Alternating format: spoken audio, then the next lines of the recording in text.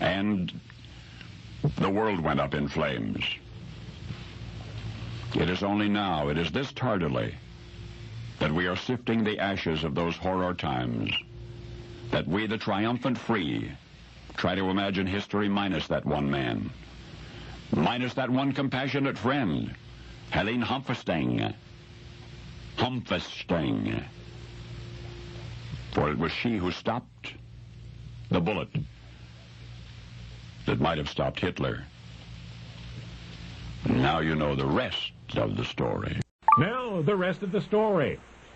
There are monsters, mostly in the movies or in our minds, but sometimes on the moors and sometimes in our midst. On a forbidding, barren stretch of European countryside near the Czechoslovakian border, in a crumbling wooden shack that might have collapsed with the next wind, there lived a man. He was middle-aged when I first met him a number of years ago. He'd been living in that hovel a very long time, not because he preferred it, but because he was hiding from the world. With his aging widowed mother, his only companion, he had until that point been able to seclude and to support himself as a farmer, but now in order to make ends meet, he was forced to walk among other people, to take a job in a textile factory. There he shied from fellow workers, and they from him. The unprepared, seeing him for the first time, felt a chill. Many would gasp and turn away, and if you had met him on a lonely street one evening, you might have reacted similarly. But had you approached him, he might have run. And had you attempted to photograph him, he may have become enraged because, you see, that desolate human being had abandoned all hope of goodwill and something else.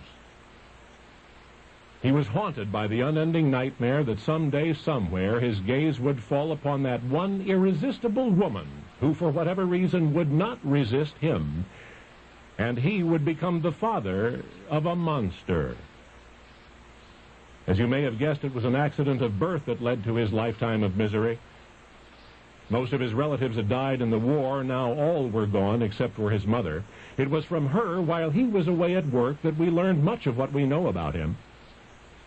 Yes, he did feel the eyes of strangers upon him when he went to town. Yes, he did ache of birth that led to his lifetime of misery. He was greeted with revulsion.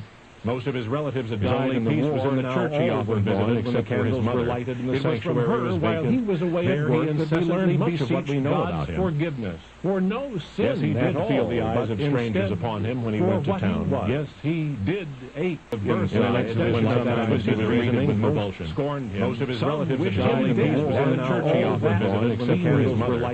It was from her, while he was away at work, that we learned much of what we know about him. Forgiveness for no sin at all. The eyes of strangers upon him when he went to town. You lay in that barren countryside of one of life's in the church he often visited, except for his mother. It was from her, while he was away at work, that he learned much of what he knew about him. Forgiveness for no sin at all. The eyes of strangers upon him when he went to town. You lay in that barren countryside of one of life's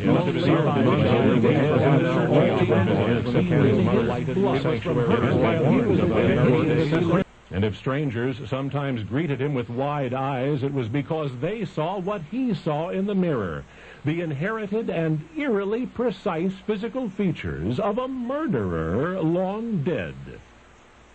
For he, Adolf Schmidt, named Adolf after his cousin, in the decades following World War II, became the only surviving blood relative of Adolf Hitler. Only now you know the rest of the story. The rest of the story. It is called The Den of Stephen Auction House, Bardstown Road, Louisville, Kentucky. On New Year's Day, 1988, it was the scene of controversy and confusion. Inside, an auction crowd of 400 waited breathlessly for the big item of the day to go on the block. Outside, a pack of protesters hurled invectives, heaping shame on the participants in what they termed an immoral exercise.